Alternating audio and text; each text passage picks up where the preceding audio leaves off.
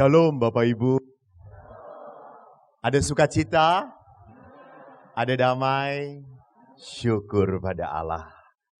Terima kasih banyak. Bapak Ibu, berbicara tentang keluarga selalu menjadi tantangan bagi saya.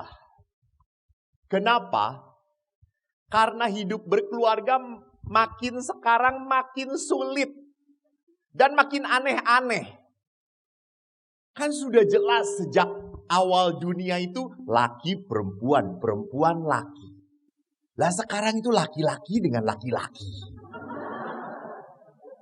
Ya ampun, cari apa? Gitu ya. Perempuan dengan perempuan.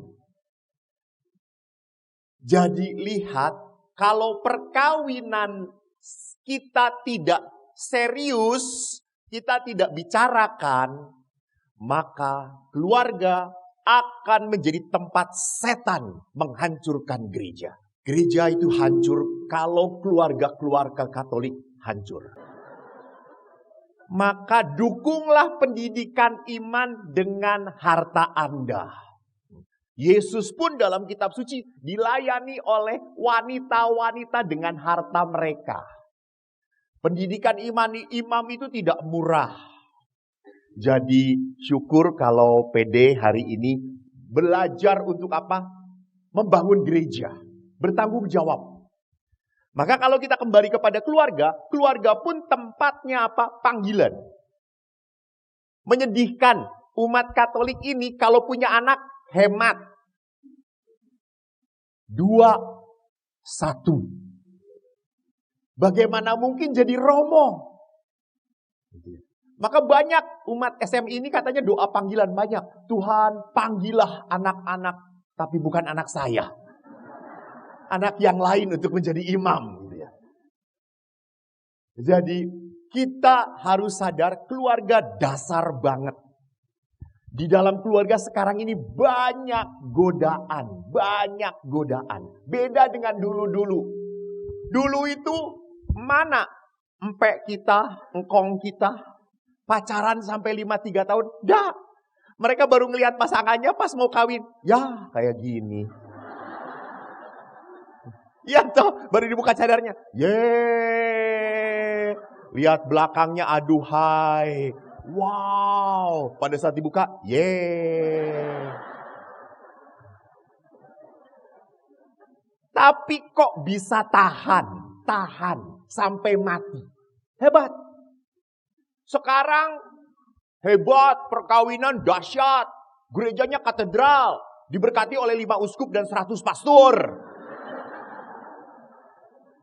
Pestanya di hotel mulia. Baru 2 tahun. Gak kuat. Mau cerai Romo. Enak aja. Saya kalau ada yang datang, suami istri atau biasanya istrinya yang datang. Saya udah gak tahan Romo. Saya mau cerai. Karena dalam gereja hanya kematian yang bisa memisahkan. Toh iya, hanya kematian. Jadi perhatikan hidup berkeluarga sekarang berat banget. Apalagi pria-pria mengeluh pada saya, Romo, hidup dengan istri saya itu susah. Kenapa susahnya Pak? Serba salah. Kalau suami salah, maka suami harus minta maaf. Itu jelas rumusannya Romo. Tapi kalau istri salah, istri akan cari alasan. Gua salah karena lu kayak gini. Gua kayak gini karena lu kayak gini. Jadi kesimpulannya tetap suami salah. Hasilnya suami minta maaf pada istri. Betul ibu-ibu?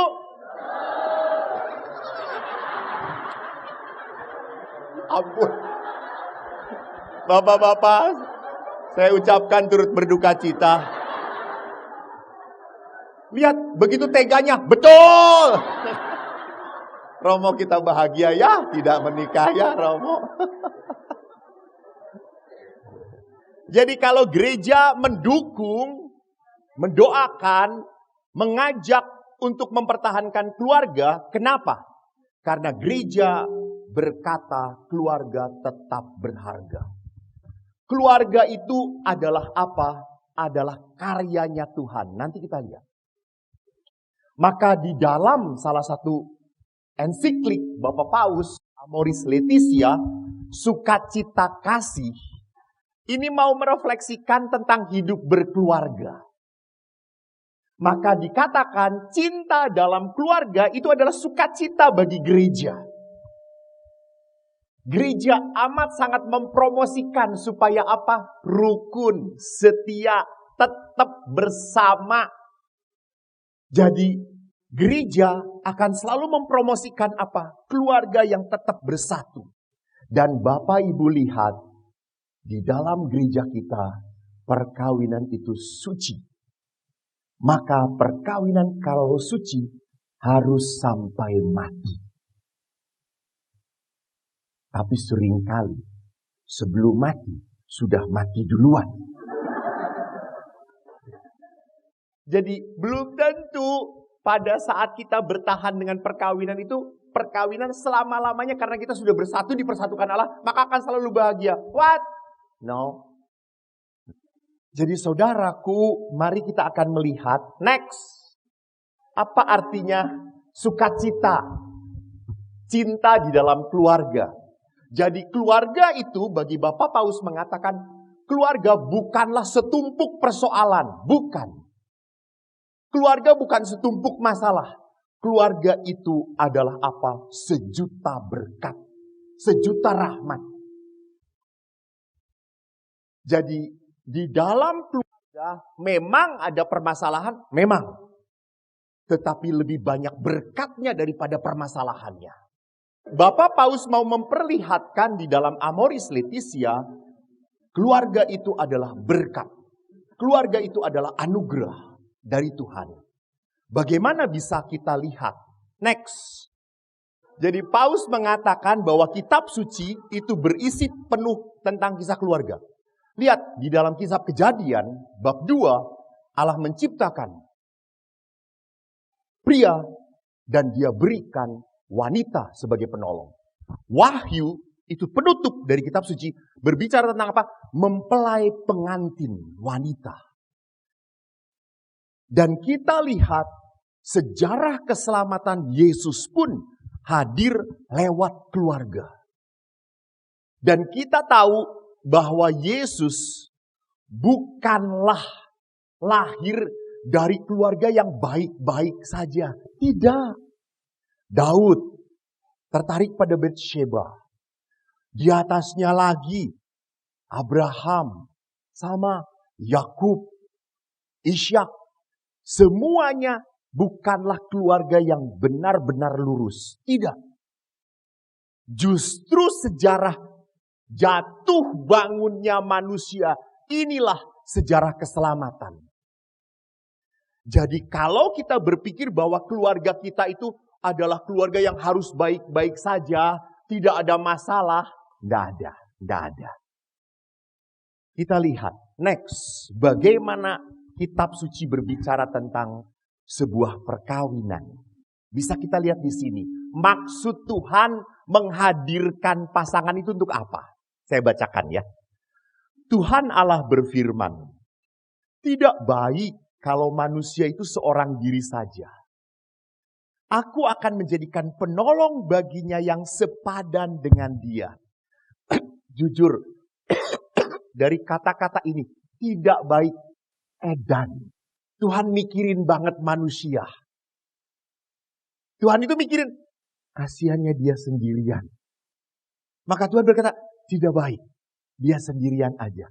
Aku akan berikan penolong. Maka Tuhan membentuk dari tanah segala binatang hutan, burung di udara, dibawa semuanya kepada manusia untuk melihat bagaimana ia menamainya.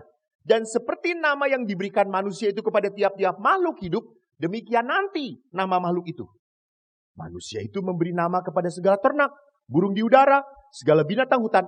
Tetapi bagi dirinya sendiri, ia tidak menjumpai penolong yang sepadan dengan dia. Ya, seluruh binatang dia serahkan kepada manusia. Manusia memberi nama dan tidak berhasil menemukan teman sepadan. Lihat sejak perjanjian lama.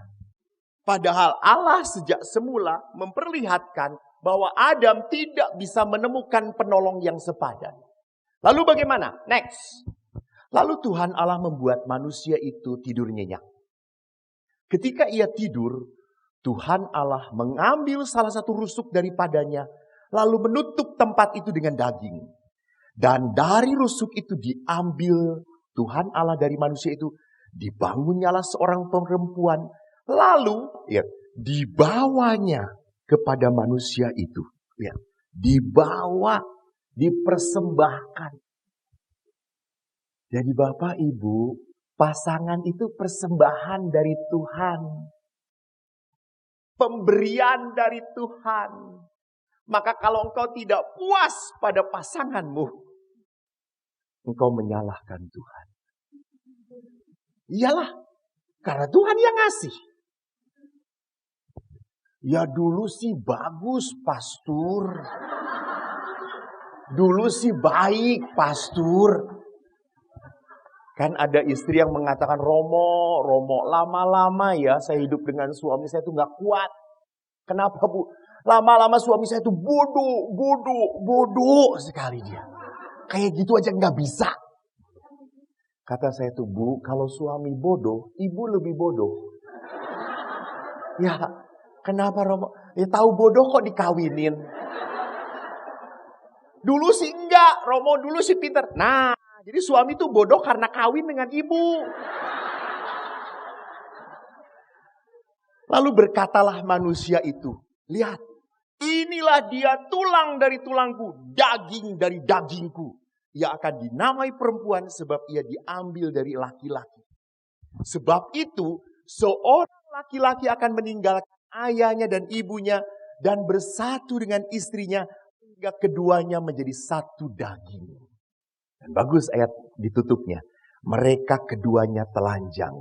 Manusia dan istrinya, tetapi mereka tidak merasa malu. Ini perkawinan.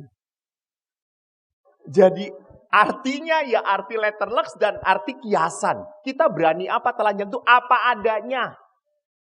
Gak mungkin tampil dengan istri berpura-pura. Nggak akan berpura-pura. Nggak suka ya dihantemin, nggak suka. Gua nggak suka. Beda deh waktu pacaran. Kalau pacaran, ini enak loh. Enak banget. Saya ingat adik saya itu pacaran dengan orang Manado. Dan akhirnya menikah sekarang. Waktu pacaran saya pernah ngintip. Kakak yang baik. Lihat calon adik-adikku, baik atau tidak. Adik saya itu orang Jawa tidak suka yang namanya pedas. Paling sedikit lah. Orang Manado kan beda. Kalau dengan pedas, gila banget toh. Lalu dia beli bakso. Dan si pacar itu, bakso itu kalau nggak pedas, nggak enak. Lalu adik saya, nggak enak. Ya betul. Kamu suka pedas? Iya suka pedas, saya juga suka pedas. Pulang pacaran mencret dia. Jadi lihat di dalam jatuh cinta orang bisa tergila-gila. Kenapa? Karena dia sedang jatuh cinta. Maka dia rela meninggalkan ayah ibunya. Untuk apa? Membangun persatuan. Membangun persatuan. Dan nanti Yesus di dalam Injil. Baru Yesus loh yang ngomong. Tidak ada di perjanjian lama. Yesus yang menegaskan. Apa yang dipersatukan Allah. Jadi Yesus melihat bahwa persatuan itu adalah karya Tuhan. Maka lihat, next. Saya mau memperhatikan perkawinan itu proyeknya Tuhan. Proyeknya Allah. Jadi karya Allah itulah yang menyebabkan apa? Menyebabkan perkawinan ini menjadi hal yang patut dipertahankan. Karena ini karya Tuhan. Karena apa? Karena kalau ini karya Tuhan, Tuhan tahu bagaimana membahagiakan saya ya dengan mendatangkan pasangan itu untuk hidup Anda. Lah kalau pertanyaannya, kalau Tuhan tahu Romo untuk membahagiakan saya mendatangkan pasangan saya, tapi jadinya tidak bahagia, halo, jangan salahkan Tuhan. Salahkan Anda. Yang apa? Yang mengatur relasi Anda. Mengatur hidup perkawinan Anda. Bukan salahnya Tuhan. Next. Maka Bapak Paus berkomentar di dalam Amoris Laetitia. Pertama-tama kita melihat bahwa yang sangat ingin mencari penolong yang sepadan baginya itu laki-laki. Kenapa? Karena manusia ingin mengusir kesendiriannya, kegelisahannya. Musuh terbesar dari manusia adalah apa?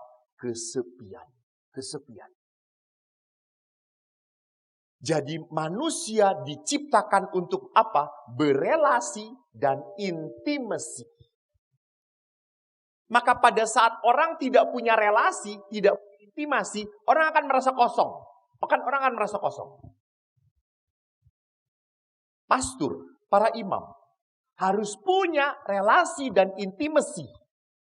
Kalau Anda sebagai keluarga, relasi dan intimasinya harus siapa, Bu? Mami, ya ampun. Siapa? Papi. Suami, oh suami ya. Pasangan, betul, pasangan. Ini adalah relasi dan intimasinya pasangan.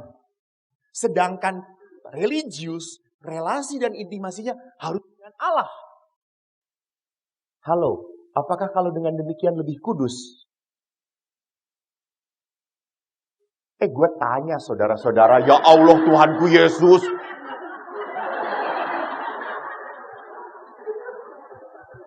Bapak Ibu, kan saya ngomong, ya Tuhan ada umat yang kayak gini, gue tanya malah melongo. Kan saya berkata, bahwa manusia itu butuh relasi dan intimasi. Di dalam hidup keluarga, seorang suami harus punya relasi dan intim dengan siapa? Istri. Dan sebaliknya. Sedangkan kami, religius, harus punya relasi dan intimasi dengan siapa? Allah. Apakah kalau dengan demikian para religius lebih suci?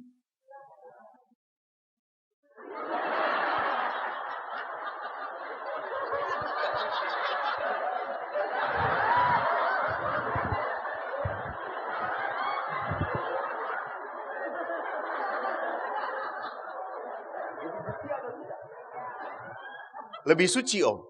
Siapa? Religius. Bertobatlah. Nanti saya lihat, saya perlihatkan. Tidak. Cara pengudusan suami istri beda dengan cara pengudusan rohaniwan. Jadi tidak bisa dikatakan, oh karena religius ini relasi dan intimasinya dengan Tuhan, maka dia lebih suci dong. No. Tidak seperti itu. Salah.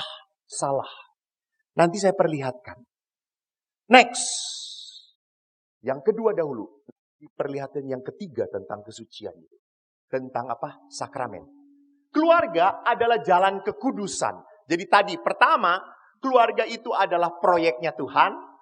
Dan kedua, keluarga itu tempat jalan kekudusan. Bapak Paus mengatakan, hidup berkeluarga merupakan jalan sesungguhnya bagi pengudusan. Dan bertumbuh rohani setiap hari, suatu sarana untuk persatuan yang lebih dalam dengan Allah. Lihat, sesuatu yang kudus itu suatu yang mulia atau biasa-biasa saja? Mulia. Kalau sesuatu yang mulia itu harus dicapai. Harus diraih. Maka pengudusan itu akan tercapai lewat apa? Lewat pengorbanan. Jadi untuk sebuah kekudusan, saya harus apa? Berkorban. Jadi jangan pernah berkata, Romo saya capek, saya berkorban terus. Loh, mungkin suami pun berkorban tapi tidak ngomong-ngomong. Kan apa? Karena perempuan dengan laki itu beda. Kalau para bapak ini punya masalah, apa yang akan dilakukan? Ngobrol atau menarik diri diam? Ya, bapak-bapak kalau punya masalah, diam, mikir dulu, tenang. Istrinya nggak sabar. Pak, kalau punya masalah ngomong. Istrimu ngomong. Lu harus terbuka sama istrimu. Suami akan, apaan sih? Karena suami nggak butuh ngomong. Nggak butuh bicara. Sedangkan kalau istri punya masalah, apa yang akan dilakukan? Seluruh Keuskupan Agung Jakarta tahu. Bukan hanya paroki ini, seluruh keuskupan tahu.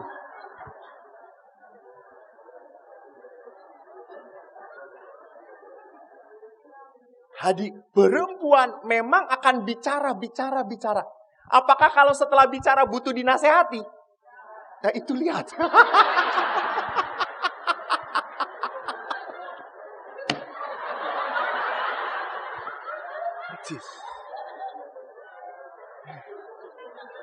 Maka kalau suami istri banyak nggak cocoknya, so you are good. You are good. You are in healthy relationship. Kalau suami istri nggak ada masalahnya,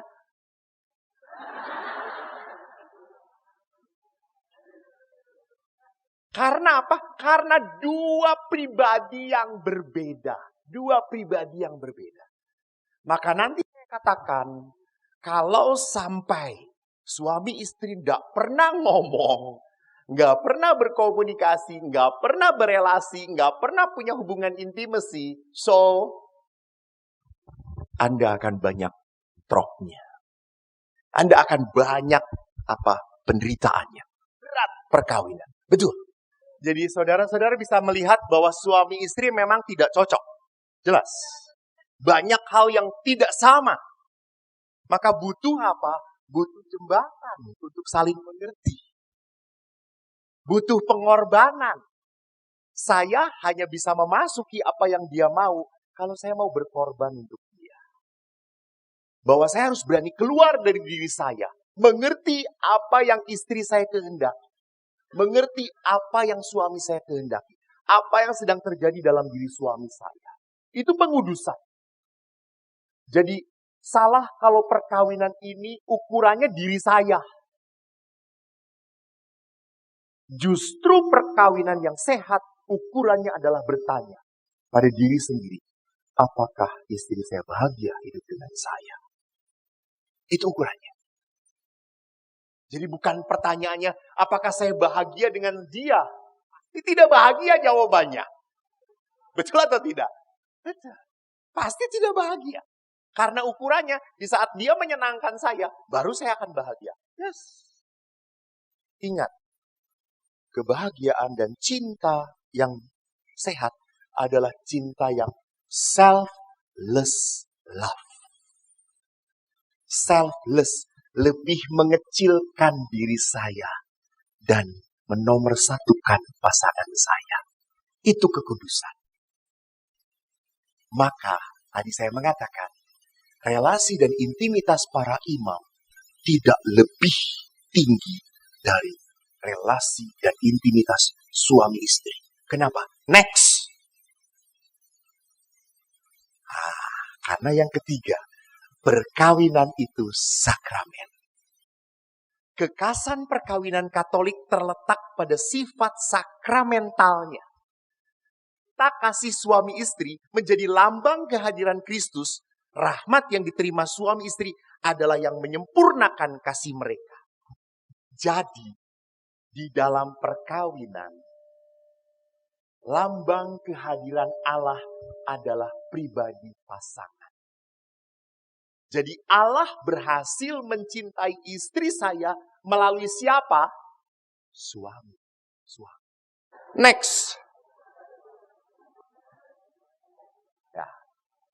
Maka Bapak Paus di dalam Amoris Laetitia mengatakan, tolonglah di dalam keluarga hadirkan kembali figur ibu. Apa? Hangat, penuh kasih sayang, lemah lembut. Ibu tuh motivator. Benar. Wanita itu tidak akan berkata tidak bisa sebelum berusaha terus menerus. Tuh.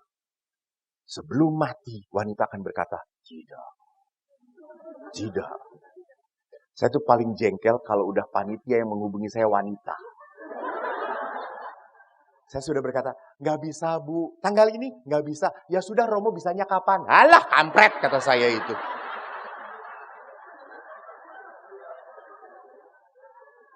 Beda kalau laki-laki tuh. Romo tanggal ini, oh nggak bisa, saya sedang pergi. Tanggal ini nggak bisa. Oh ya sudah ya Romo, terima kasih ya, mungkin lain waktu. Oke, thank you. Tuhan berkati. Selesai. Tapi kalau dengan emak-emak, aduh. Pening aku, pening. Tapi lihat, betul. Ibu yang penuh kehangatan kasih sayang. Saya selalu mengatakan, Bu, selama anak Anda kecil bisa dipeluk, didekap, peluklah, dekaplah. Karena suatu saat dia tidak butuh pelukan Anda lagi. Dan Anda akan kehilangan. Peluklah, dekap dia. Next. Hadirkan figur ayah, Bagi Paus mengatakan. Apa? Ayah adalah figur yang menolong. Bahwa dalam kehidupan itu ada batas-batasnya. Bahwa dalam kehidupan itu seorang anak harus berani melawan dunia. Bahwa seorang ayah itu memperlihatkan kerja keras, gigih. Saya walaupun dibodohkan, ayah yang mengatakan, walaupun kamu bodoh, jangan pernah nyerah. Jangan pernah nyerah. Kamu harus pintar di tempat lain. Maka saya pintarnya apa? Mengambil hati guru. Next. Maka Bapak Paus mengatakan menarik sekali. Next yo. Tidak ada keluarga sempurna. Tidak ada keluarga yang jatuh dari surga, terbentuk sempurna, dikemas sekali dan bagi semuanya. Tidak. Semua butuh perkembangan tahap demi tahap dalam kemampuan untuk mencintai. Lihat. Untuk mencintai dan menerima pasangan itu butuh tahap-tahapan. Maka kalau kita ingin langsung bahwa setelah nikah semuanya jadi beres, next. Kita menghadapi tantangan perkawinan yang gak gampang. Next. Kenapa? Pertama, banyak harapan yang tidak terpenuhi. Banyak keinginan yang tidak bisa disampaikan. Banyak perasaan negatif, marah, jengkel yang tidak tersalurkan. Saya kok mimpinya menikah dengan dia seperti ini, kok jadinya seperti itu. Dulu dia ini Romo, selalu nemenin saya. Selalu jaga saya. Selalu menomorsatukan saya. Saya itu betul princessnya dia. Sekarang Romo, pembantunya dia. Ganti lampu aja itu Romo, ganti lampu. Saya udah ngomong suami saya berminggu-minggu, Pak, lampunya mati. Suaminya berkata, oh, iya, mati. Dan gak diganti-ganti Romo. Sampai akhirnya saya naik sendiri pakai tangga. Dan suami saya ngelihat dari bawah. Ma, awas ma. Nanti kalau jatuh sakramen perminyakan lagi. Kurang ajar sekali Romo.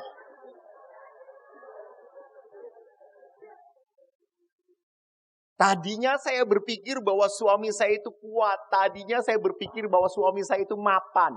Tadinya suami saya berpikir bahwa istri saya itu mandiri. Tadinya saya berpikir itu istri saya itu bisa masak Romo. Taunya masak air aja. Sampai pancinya kosong lagi Romo.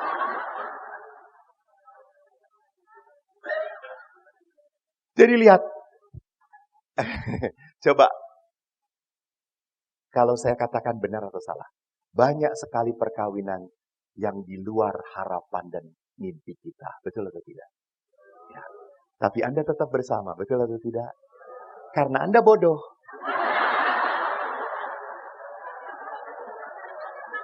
Apa yang bodoh di mata Allah? Tetap selamanya bodoh. Maka Bapak Ibu, kalau kita hanya berpikir tentang apa?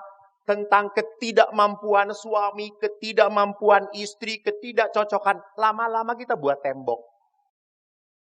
Lama-lama kita berpikir, kita tidak bisa lagi nerusin perkawinan deh. Itu lihat. Karena apa? Karena banyak kekecewaannya. Kekecewaan itu makin bertambah pada saat kita melihat ke keluarga orang lain. Tuh lihat, suaminya baik banget, setiap ke gereja dipegang tangan istrinya. Lihat kalau salam damai dipeluk istrinya. Lu salam damai malah salam ke tante-tante dulu. Istri lu dilupain. Lu emang kampret lu. Dasar turunan ucing garong lu. Lihat ikan asin aja langsung nyosor. Perhatikan. Kalau kita banyak melihat akhirnya tetangga, kita jatuh. Jadi kita harus mengerti. Kenapa akhirnya saya makin sulit berelasi dengan pasangan? Karena saya melihat godaan-godaan. Ini kok gitu, itu kok gitu. Kata dia kok dia bisa kayak gini ya. Kok keluarga kita nggak kayak gitu ya. Itu lihat. Akhirnya selalu melihat something wrong with our family. Bahkan nanti dilihat, sekarang saya ingin lihat memperlihatkan apa yang terjadi di dalam sebuah perkawinan. Dikatakan dalam Injil Markus, datanglah orang-orang Farisi untuk mencoba Yesus. Mereka bertanya, apakah seorang suami diperbolehkan menceraikan istrinya?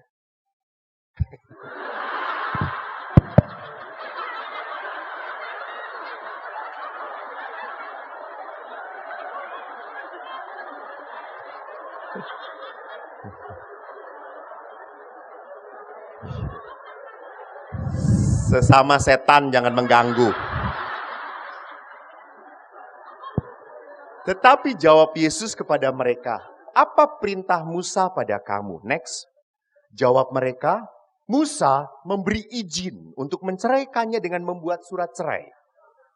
Lalu kata Yesus kepada mereka, justru karena ketegaran hatimulah, maka Musa menuliskan perintah ini untuk kamu. Next. Sebab pada awal dunia Allah menjadikan mereka laki-laki dan perempuan. Sebab itu laki-laki akan meninggalkan ayahnya dan ibunya dan bersatu dengan istrinya. Sehingga keduanya menjadi satu daging.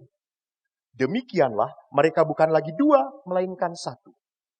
Ini yang tadi saya katakan.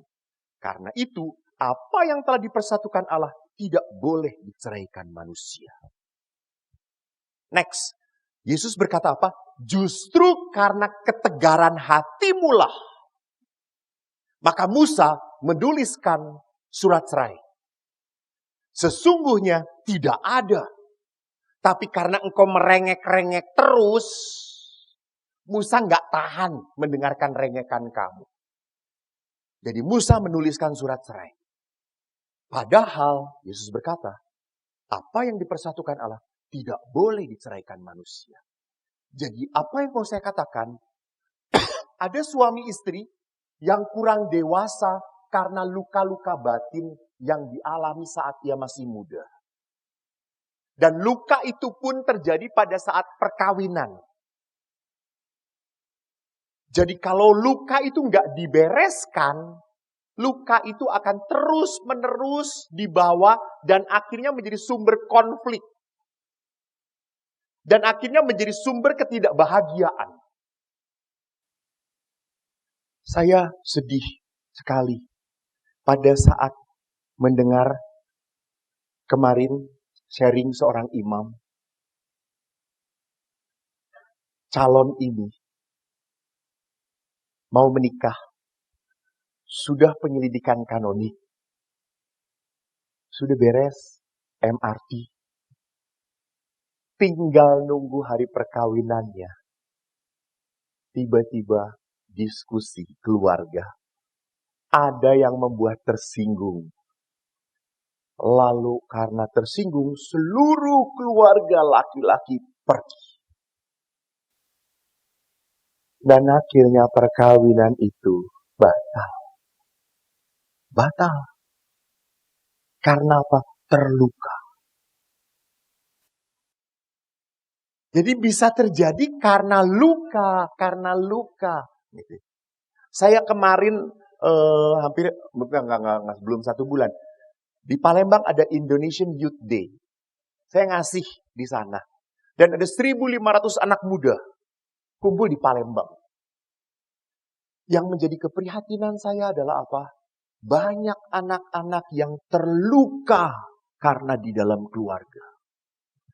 Khususnya banyak anak yang terluka, maaf ya bapak-bapak, oleh figur ayah. Mereka tidak punya relasi intim dengan ayahnya. Enggak. Mereka berkata, Romo, ayah itu pendiam. Gak ngomong, gak komen, diem aja. Saya bingung dengan ayah. Bahkan seorang perempuan pernah cerita pada saya, Romo, saya menikah tidak mau diantar oleh ayah. Padahal kan kebanggaan seorang ayah toh bisa mengantar putrinya ke depan altar. Ini putrinya gak mau sama sekali. Sampai ayahnya minta-minta, no dad. I'm really hurt with you. Saya gak bisa. Saya merasa kau selama ini bukan ayahku. Saya gak punya papa. Sampai seperti itu. Sampai kemarin saya harus ngobrol dengan suami istri. Suaminya keras, istrinya lebih keras lagi. Yang menderita siapa? Anak. Sampai saya tanya anaknya cuma 1 padahal perempuan.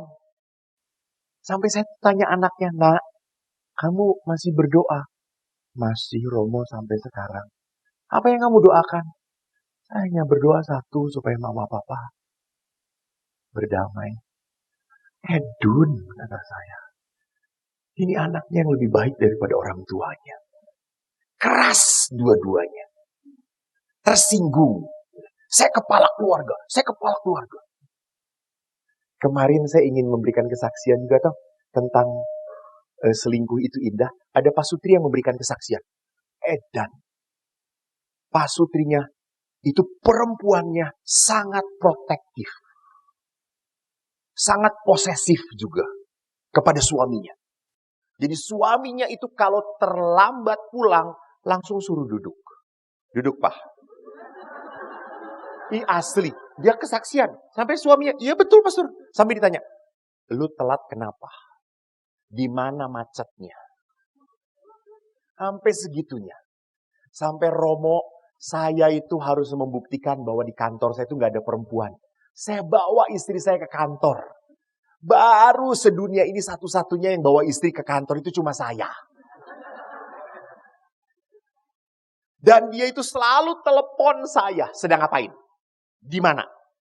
Sampai saya pernah Romo nyetir. Saya itu dengerin radio. Di radio itu penyiarnya perempuan. Si istri telepon. Lalu istri berkata, itu suara perempuan siapa? Penyiar, kata dia itu. Lalu istrinya ngomong, memang saya seperti itu Romo. Saya tekan suami saya. Saya keras pada suami saya. Saya tidak mau suami saya bohong pada saya. Gak ada itu. Maka kalau dia benci kepada suaminya, satu kata yang dia katakan hanya apa? Cerai.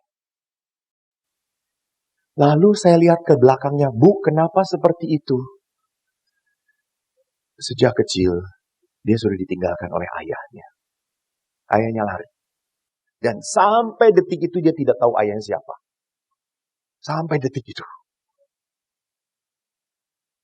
Begitu bencinya dia dengan ayahnya. Sampai dia takut kalau suami saya seperti ayah saya. Dia luka. Sampai suami ini begitu baiknya. Suaminya baik banget. Setelah dilihat, kenapa begitu baik? Dia dari keluarga ideal banget. Ayahnya sangat menyayangi ibunya. Dari keluarga yang ayahnya sangat menghormati ibunya. Dari keluarga ayahnya yang sangat banyak berkorban untuk ibunya. Dan bapak ini percis seperti itu. Dia mengatakan, Romo, saya sudah diusir 2 kali. Sampai kalau diusir itu betul, tasnya ditaruh di luar. Lu pergi. Sampai saya kan sebagai laki-laki, saya nggak terima. Saya mau tunjukkan, saya juga punya power. Saya tidak mau yang ketiga kalinya. Sampai saya ngomong, "Mah, lu ngusir sekali lagi, lu akan tahu siapa gue." Dan istrinya digituin, apa yang terjadi? Istrinya, "Ya, pergi sekarang." Lalu suaminya ngomong apa? "Oh, kalau begitu, kamu sekarang sudah 3 kali ngusir saya." Lalu si bapak itu sempat sampai suatu titik, Romo, saya tidak tahan lagi. Di saat dia usir saya bawa baju saya ke bagasi mobil. Tapi pada saat saya naruh di bagasi, saya nangis, Romo. Saya nangis. Kenapa? Saya ingat anak saya. Saya ingat anak saya. Demi anak saya kembali lagi ke rumah. Dan istri saya menang. Saya tetap mengalah. Dan akhirnya mereka dibereskan lewat marriage encounter. Mereka akhirnya menjadi hebat. Istrinya jadi berubah, berbeda banget. Jadi lihat di sini, kalau luka tidak dibereskan, mempengaruhi. Nah, di sini Bapak Paus mengatakan luka. Next. Maka ini menyedihkan Bapak Ibu. Dari dari aktivis kaum wanita di Indonesia memperlihatkan dari tahun 2017 sampai 2020, tolong lihat. Ada 1170 perceraian per hari. Dan dalam 3 tahun ada 1.281 perceraian totalnya. Ini yang terdata loh. Jadi yang tidak terdata pasti lebih banyak. Dan ini kan dari aktivis perempuan. Next, rupanya data Kompas juga di Badan Pusat Statistik menulis percis sama. Dari 2000, bedanya tahunnya. 2019 sampai 2021, jumlahnya berapa? 1.232. Kalau tadi 1.281, ini 1.232. Artinya ini realitas menyedihkan. Maka mari kita lihat. Next, kita lihat. Bahwa perkawinan itu seperti hidup imamat, rohaniwan. Harus punya cara hidup yang berbeda. Jangan hidup setelah dan sebelum menikah sama aja. Nggak bisa. Dulu saya sebelum nikah kayak gini, Romo. Tapi setelah nikah kok kayak gini? Ya memang itu harusnya. Kalau kamu nggak mau seperti itu, ya jangan kawin. Maaf. Maka the way of life ini harus sama dengan tujuan perkawinan. Next. Perjanjian perkawinan, ini dalam kitab hukum kanonik. Dengan mana pria dan wanita membentuk antara mereka kebersamaan seluruh hidup. Ingatin, kebersamaan seluruh hidup. Jadi perkawinan itu tidak ada, ini masalahmu, itu masalahku. Masalahmu ya masalahmu. Enggak. Masalahmu, masalahku juga. Masalahku, masalahmu juga. Ini kebersamaan. Membentuk kebersamaan hidup dari sifat kodratnya terarah pada kesejahteraan. Lihat. Saya hanya sampai kesejahteraan saja. Tidak akan sampai kepada kelahiran dan pada pendidikan. Next. Nah, kalau tujuan perkawinan demi kesejahteraan, maka kesejahteraan itu hanya bisa terjadi, kebaikan itu hanya bisa terjadi kalau kita punya batasan dalam perkawinan. Tidak seenaknya lagi. Jadi ini ada batasannya. Maka relasi pun ada batasannya. Relasi antar pasangan batasnya bagaimana? Di mana boleh dan di mana tidak. Harus diomongin.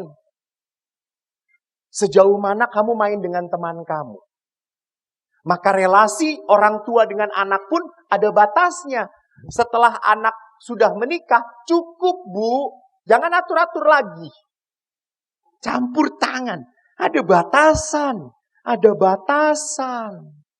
Nggak bisa Anda campur tangan, apalagi memberikan nasihat supaya lepas. Salah Anda. Nggak benar Anda. Ada batasan. Sama. Relasi pasangan dengan orang lain sama. Kamu boleh punya sahabat, oke. Tapi ada sahabat-sahabat tertentu yang kamu tidak boleh. Iya kan ada toh. Ada teman-teman yang toksik, ngeracun. Ibu-ibu yang hobinya, ayo belanja, diskon, 50%.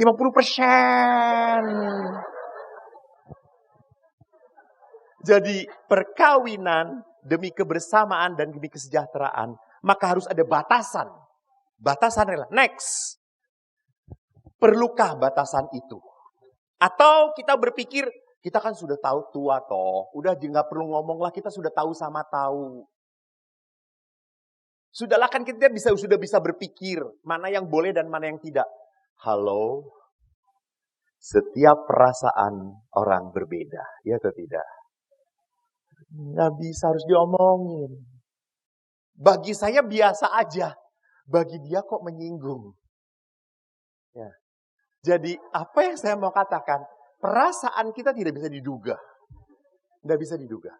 Dan kita lihat next, kenapa kita perlu terpal batas? Next. Ya. Ini lihat dalam lingkaran. Dalam lingkaran perkawinan, itu tidak mungkin, tidak mungkin bulatannya menjadi satu. Nggak boleh. Tidak boleh perkawinan itu sampai kehilangan kepribadian. Nggak boleh. Memang lingkaran yang saling bertemu makin lama harus makin banyak. Betul. Tetapi tetap kepribadian suami adalah suami. Kepribadian istri adalah istri. Tidak boleh jadi kehilangan kepribadian. Jadi perkawinan itu bukan jus. Mangga campur alpukat. Rasanya. Makanya nggak ada, alpukatnya juga nggak ada.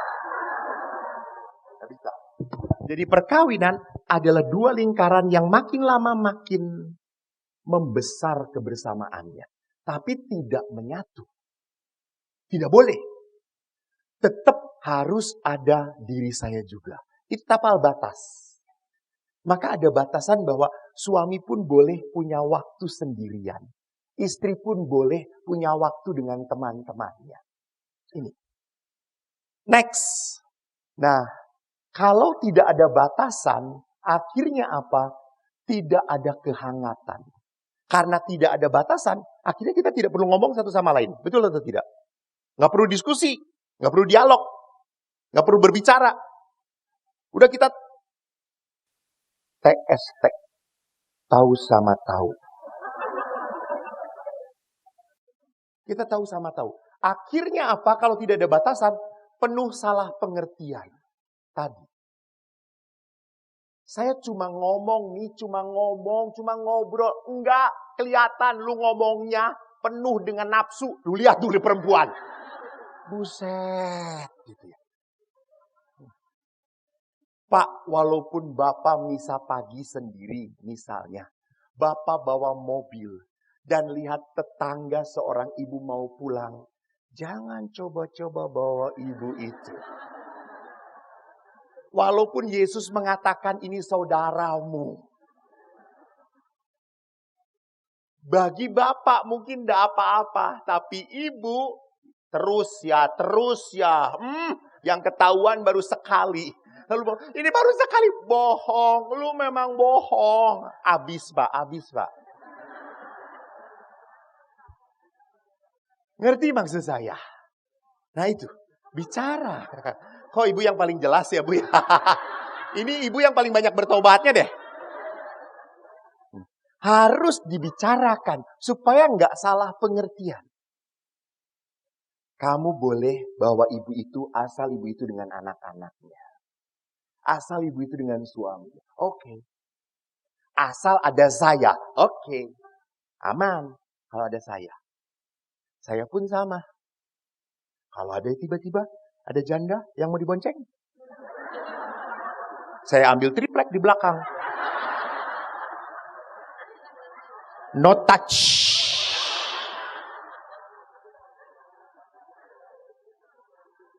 Anda tahu saya bonceng janda yang tahu langsung Bapak Paus. Ada batasan. Jadi batasan itu perlu. Next. Maka apa? Kesepakatan bersama. Tentukan batasan toleransi. Mana yang boleh dan mana yang tidak. Halo, jangan mengatakan, kok seperti anak-anak ya? Hey, hidup bersama memang harus diatur. Kami pun sama sebagai seorang imam. Kami punya aturan. Makan ada di rumah. Karena kami punya komunitas. Jangan pikir seorang Romo itu harus kunjungan umat. Kalau Romonya sering kunjungan umat, jangan-jangan dia tidak akur dengan Romo yang di rumah. Iya enggak? Nah, jadi ngasih batas itu bukan masalahnya apakah kita ini dewasa atau tidak. Bukan, masalahnya adalah kalau sudah berumah tangga, semuanya halnya seperti biasa-biasa saja. Tapi bagi dia menyakitkan. Nggak bisa. Maka ngomong. Harus diomongin. Tidak bisa diandaikan, nggak kesinggung. Nggak bisa. Perasaan itu nggak bisa diatur loh. Nggak bisa diatur. Perasaan itu datang sendirinya. Next. Maka apa untungnya kalau kita punya batasan? Justru kita punya batasan, kita punya waktu banyak untuk berdialog, untuk ngobrol. Boleh nggak? Orang tua kita sedang sakit. Saya ngasih uang ke mama papa saya tanpa ketahuan pasangan. Kan ini orang tua saya. Batasan. Ada batasan. Boleh nggak di rumah ada mama kita datang. Udah tua. Dia tidak ada yang ngurus. Bicarakan.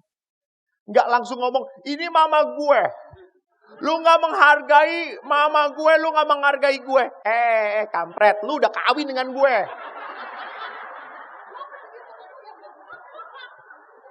Lu harus ngomong dengan gue. Karena lucu, suami istri ingin cari pembantu. Suaminya cari pembantu. Kecantikan pembantunya. Istrinya tersinggung coy. Pak, nggak mau saya pembantu kayak gitu. Nggak mau. Kenapa? Dia lebih cantik dari gue. Itu lihat. Jadi mungkin bagi bapak-bapak, aduh kayak gini aja diomongin sih. Memang harus. Anda menikah dengan orang kepo sedunia.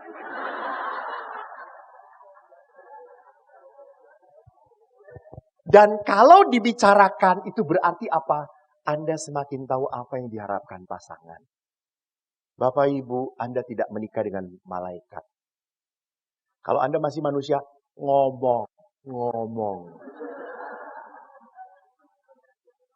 Menyonyo.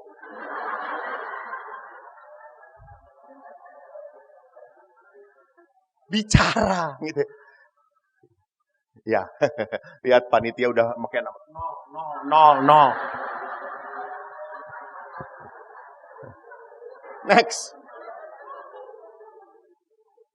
Next.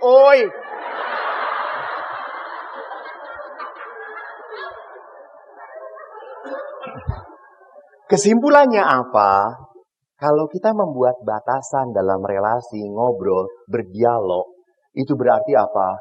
Kita memprioritaskan relasi. Bahwa hubungan saya dengan pasangan saya adalah hal yang penting.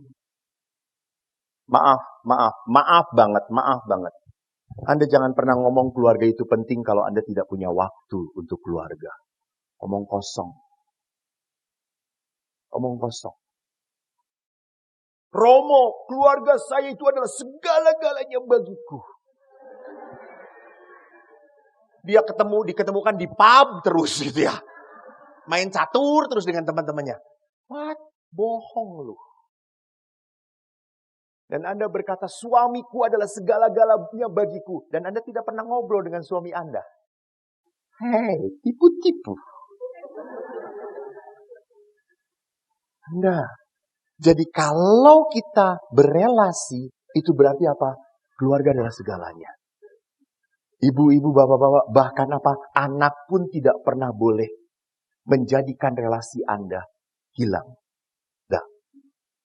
Karena bagaimanapun setelah Anda besar, membesarkan anak Anda tinggal 2-an lagi tuh.